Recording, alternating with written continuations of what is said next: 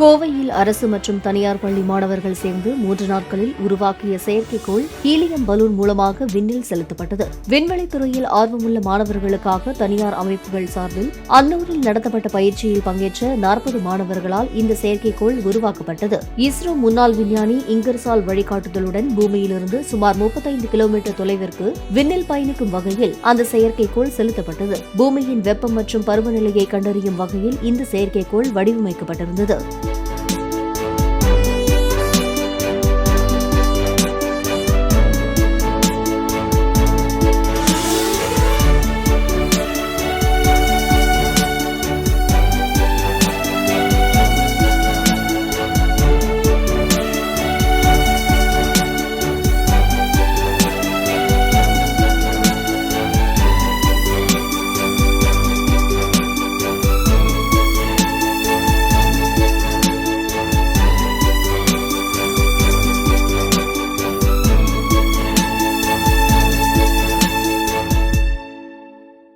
இங்கே அரசு பள்ளி மாணவர்கள் மட்டும் இல்லாமல் தனியார் பள்ளி மாணவர்கள், அரசு பள்ளி ஆசிரியர்கள், தனியார் பள்ளி ஆசிரியர்கள், பெற்றோர்கள் என எல்லாரும் கலந்த ஒரு கலவையாக இந்த ஒர்க் ஷாப் இவங்க அரேஞ்ச் பண்ணியிருக்காங்க. அது பார்க்கறதுக்கு உண்மையிலேயே ரொம்ப சந்தோஷமாக இருக்குது.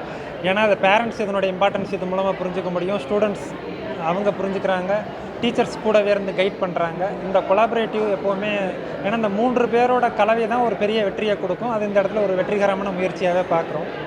அது மட்டும் இல்லாமல் இந்த ஒர்க் ஷாப்பில் நான் இங்கே பார்த்த விஷயமா இது ஒரு பெரிய பெரிய தனியார் பள்ளிகளில் மிகப்பெரிய டவுன்களில் கிடைக்கக்கூடிய ஒரு வாய்ப்பு. இங்கே உள்ள அரசு பள்ளி மாணவர்கள் ஒரு 30 பேருக்கு இவங்க ஃப்ரீ ஆஃப் காஸ்ட்டில் இலவசமாக கொடுத்துருக்காங்க. அப்படிங்கிறது உண்மையிலேயே இது பாராட்டப்பட வேண்டிய முயற்சி. அதற்காக இந்த டார்வின் சயின்ஸ் கிளப்புக்கும் ஓப்பன் ஸ்பேஸ் ஃபவுண்டேஷனுக்கும் தனிப்பட்ட முறையிலும் சரி, இந்த தமிழ்நாடு அரசின் சார்பாகவும் மாண்புமிகு பள்ளிக்கல்வித்துறை அமைச்சர் அவர்களுடைய சார்பாகவும் நன்றியை தெரிவிச்சுக்க ஆசைப்படுறோம்.